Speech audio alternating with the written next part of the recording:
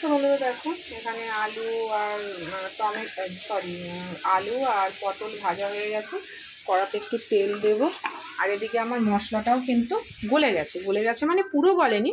তো আমি রান্না করতে পারবো, এতটা তো লাগবে না, তো আমি রান্না করতে পারবো অতটা, ওই পরিমাণ মতন আমার গলে গেছে। তো চলো।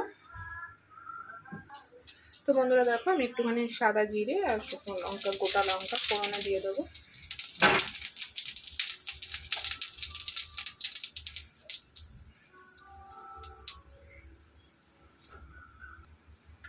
এরপর আমি এই আলু পটলটা দিয়ে দেবো।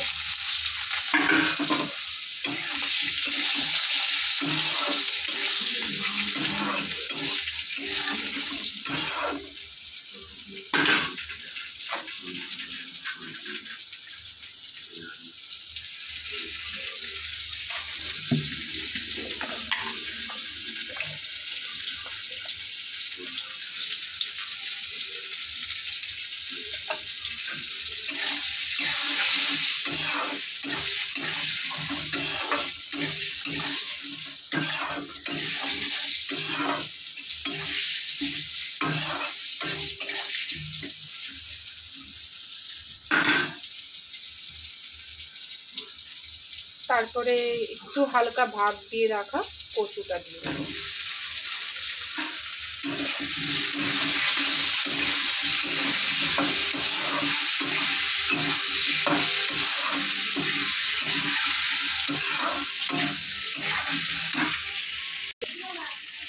কুচিয়ে রাখা টমেটোটা দিয়ে দেবো।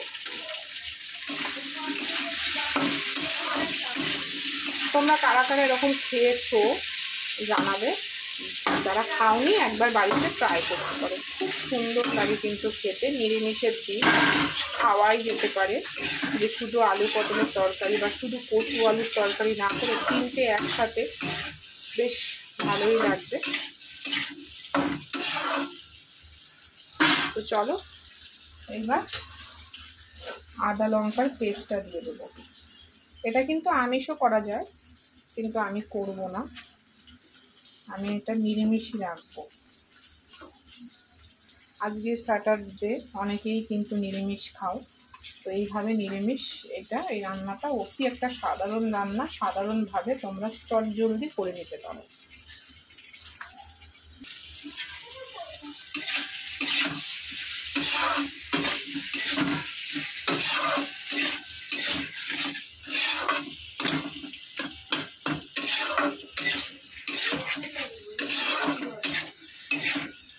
এটা কিন্তু একটু অন্যরকমভাবেও করা যায়, আঁশ চিংড়ি মাছ দিয়ে, এগুলো দিয়েও কিন্তু করা যায়, বা ইলিশ মাছের মাথা দিয়েও কিন্তু এই সমস্ত করা যায়।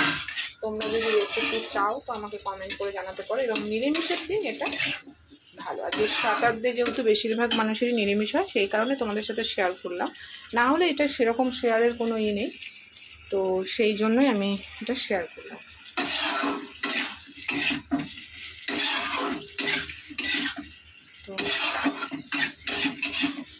তো চলো এটা হোক।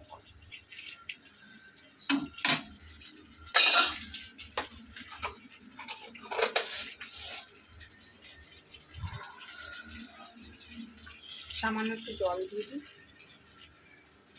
তাহলে আমার ওইদিকের কাজটা সারতেও সুবিধে হবে।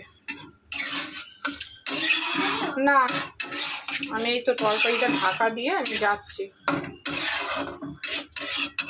এদিকে তরকারিটাও হবে, তো ঢাকা দিয়ে দিয়ে এটা হোক। তো বন্ধুরা তরকারিটা হচ্ছে হোক, আমি গ্যাসটা মুছে তারপরে ঘর মুছতে যাব। যেহেতু গ্যাসটা যত ঝামেলা নেই, তা গ্যাসটা মোছা যাবে, তো মুছে নিই, তো তারপরে চলো দেখা হচ্ছে।